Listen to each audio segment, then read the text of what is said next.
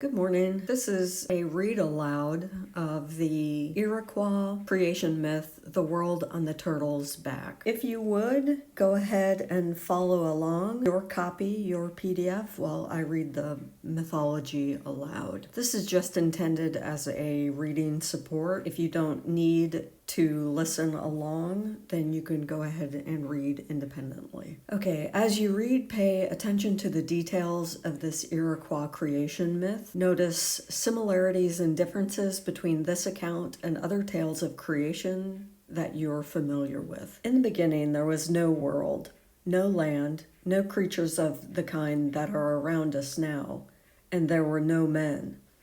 But there was a great ocean which occupied space as far as anyone could see.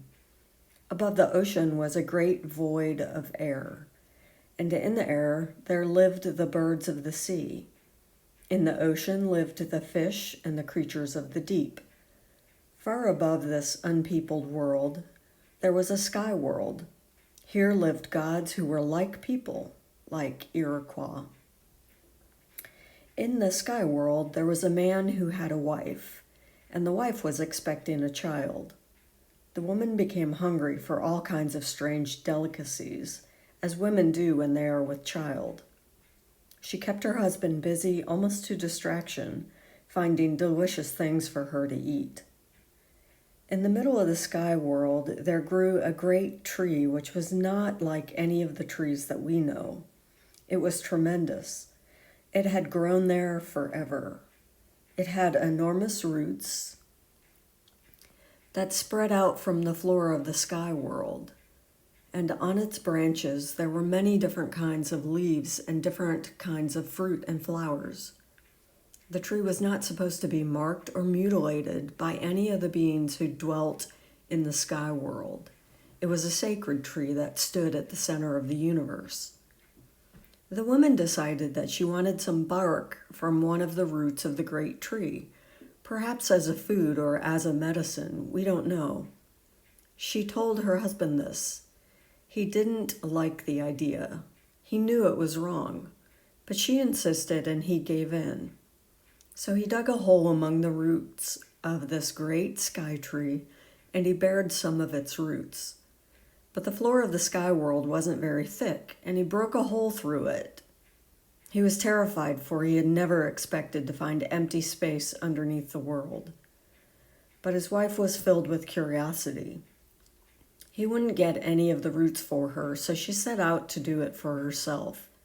She bent over, and she looked down, and she saw the ocean far below. She leaned down and stuck her head through the hole and looked all around. No one knows just what happened next. Some say she slipped. Some say that her husband, fed up with all the demands she made on him, pushed her. So she fell through the hole. As she fell, she frantically grabbed at its edges, but her hands slipped. However, between her fingers there clung bits of things that were growing on the floor of the sky world, and bits of the root tips of the great tree. And so she began to fall towards the great ocean far below. The birds of the sea saw the woman falling, and they immediately consulted with each other as to what they could do to help her. Flying wingtip to wingtip, they made a great feathery raft in the sky to support her, and thus they broke her fall. But of course it was not possible for them to carry the woman very long. Some of the other birds of the sky flew down to the surface of the ocean and called up the ocean creatures to see what they could do to help. The great sea turtle came and agreed to receive her on his back. The birds placed her gently on the shell of the turtle, and now the turtle floated about on the huge ocean with the woman safely on his back. The beings up in the sky world paid no attention to this. They knew what was happening, but they chose to ignore it. When the woman recovered from her shock and terror, she looked around her. All that she could see were the birds and the sea creatures and the sky and the ocean. And the woman said to herself that she would die. But the creatures of the sea came to her and said that they would try to help her and asked her what they could do. She told them that if they could find some soil, she could plant the roots stuck between her fingers, and from them plants would grow. The sea animals said, "Perhaps there was dirt at the bottom of the ocean, but no one had ever been down there, so they could not be sure." If there was dirt at the bottom of the ocean, it was far, far below the surface in the cold deeps. But the animals said they would try to get some. One by one, the diving birds and animals tried and failed. They went to the limits of their endurance, but they could not get to the bottom of the ocean. Finally, the muskrat said he would try. He dived and disappeared. All the creatures waited, holding their breath, but he did not return. After a long time, his little body floated up to the surface of the ocean, a tiny crumb of earth clutched to his paw. He seemed to be dead. They pulled him up on the turtle's back, and they sang and prayed over him and breathed air into his mouth, and finally he stirred. Thus it was the muskrat, the earth diver, who brought from the bottom of the ocean the soil from which the earth was to grow.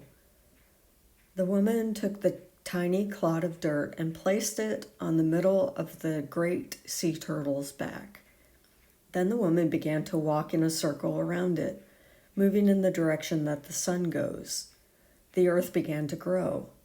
When the earth was big enough, she planted the roots she had clutched between her fingers when she fell from the sky world. Thus the plants grew on the earth. To keep the earth growing, the woman walked as the sun goes, moving in the direction that the people still move in the dance rituals. She gathered roots and plants to eat and built herself a little hut.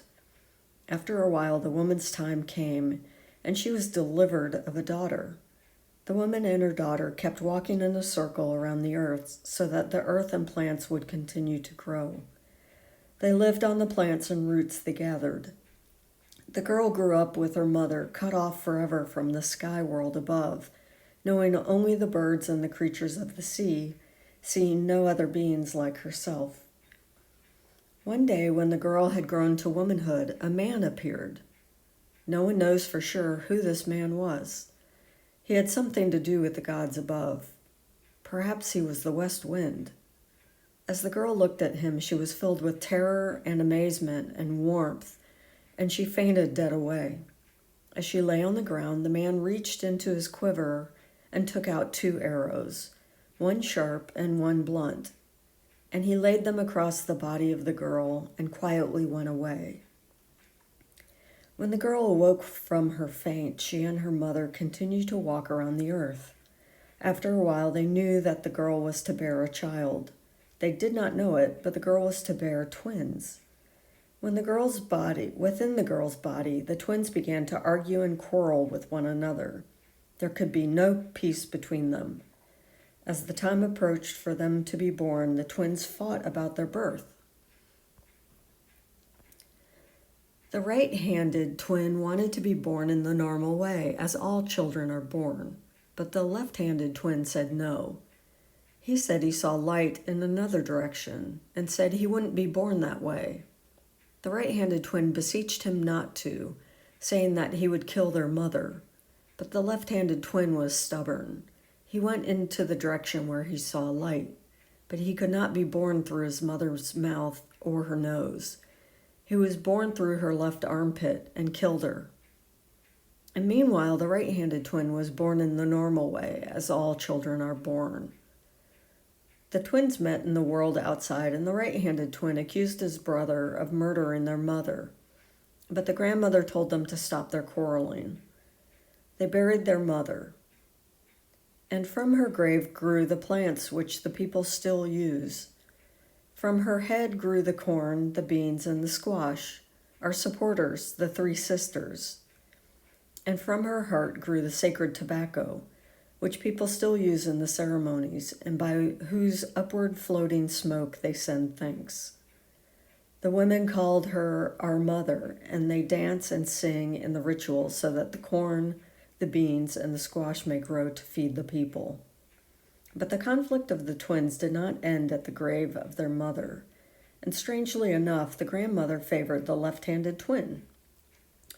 The right-handed twin was angry, and he grew more angry as he thought how his brother had killed their mother. The right-handed twin was the one who did everything just as he should. He said what he meant, and he meant what he said. He always told the truth, and he always tried to accomplish what seemed to be right and reasonable. The left-handed twin never said what he meant or meant what he said.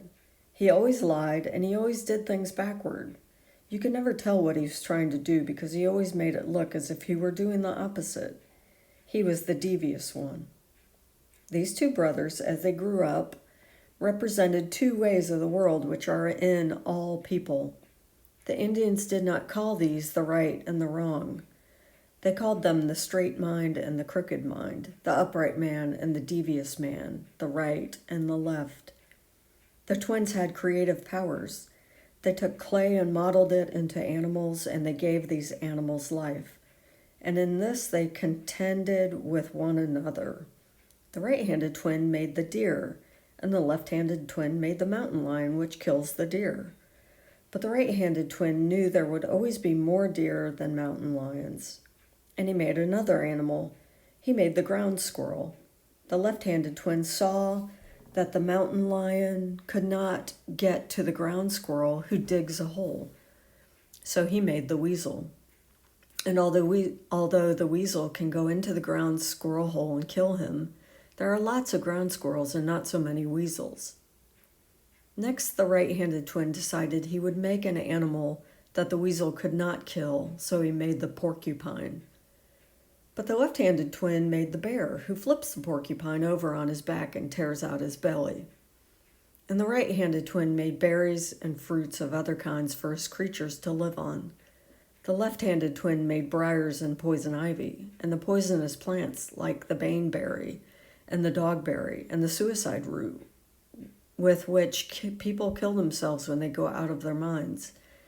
And the left-handed twin made the medicines for good and for evil, for doctoring and for witchcraft.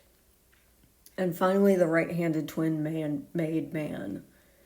The people do not know just how much the left-handed twin had to do with making man. Man was made of clay like pottery and baked in the fire. The world the twins made was a balanced and orderly world, and this was good. The plant-eating animals created by the right-handed twin would eat up all the vegetation if their number was not kept down by the meat-eating animals which the left-handed twin created.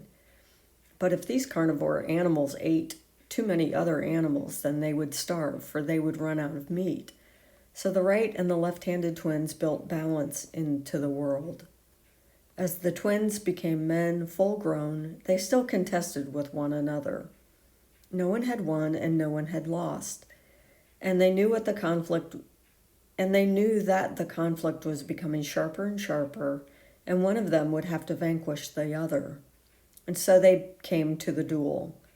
They started with gambling. They took a wooden bowl, and in it they put wild plum pits. One side of the pits was burned black, and by tossing the pits in the bowl and betting on how these would fall, they gambled against one another, as people still do in New Year's rites.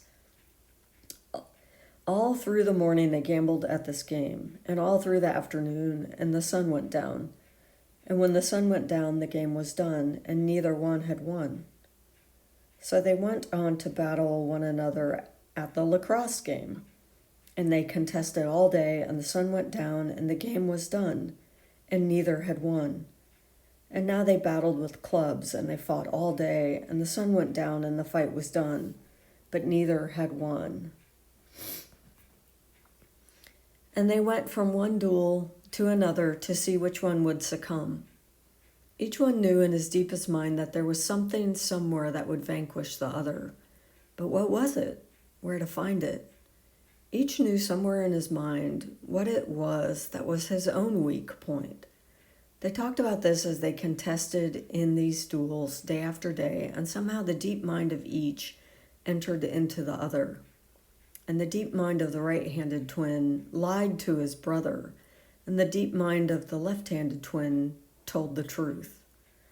On the last day of the duel, as they stood, they at last knew how the right-handed twin was to kill his brother. Each selected his weapon. The left-handed twin chose a mere stick that would do him no good. But the right-handed twin picked out the deer antler, and with one touch he destroyed his brother. And the left-handed twin died, but he died and he didn't die. The right-handed twin picked up the body and cast it off the edge of the earth. In some place below the world, the left-handed twin still lives and reigns. When the sun rises from the east and travels in a huge arc along the sky dome, which rests like a great upside-down cup on the saucer of the earth, the people are in the daylight realm of the right-handed twin. But when the sun slips down in the west at nightfall, and the dome lifts to let it escape at the western rim, the people are again in the domain of the left-handed twin, the fearful realm of night. Having killed his brother, the right-handed twin returned home to his grandmother, and she met him in anger. She threw the food out of the cabin onto the ground and said that he was a murderer, for he had killed his brother. He grew angry and told her that she had always helped his brother, who had killed their mother. In his anger, he grabbed her by the throat and cut her head off. Her body he threw into the ocean and her head into the sky. There, our grandmother, the moon, still keeps watch at night over the realm of her favorite grandson. The right-handed twin has many names. One of them is sapling. It means smooth, young, green, and fresh and innocent, straightforward, straight-growing, soft and pliable, teachable and trainable. These are the old ways of describing him. But since he has gone away, he has other names. He is called He Holds Up the Skies, Master of Life, and Great Creator. The left-handed twin also has many names. One of them is Flint. He is called the Devious One, the one covered with boils, old warty. He is stubborn. He is thought of as being dark in color. These two beings rule the world and keep an eye on the affairs of men. The right-handed twin, the Master of Life, lives in the sky world. He is content with the world he helped to create and with his favorite creatures, the humans. The scent of sacred tobacco rising from the earth comes gloriously to his nostrils. In the world below lives the left-handed twin. He knows the world of men, and he finds contentment in it. He hears the sounds of warfare and torture, and he finds them good. In the daytime, the people have rituals which honor the right-handed twin. Throughout the daytime rituals, they thank the Master of Life. In the nighttime, the people dance and sing for the left-handed twin.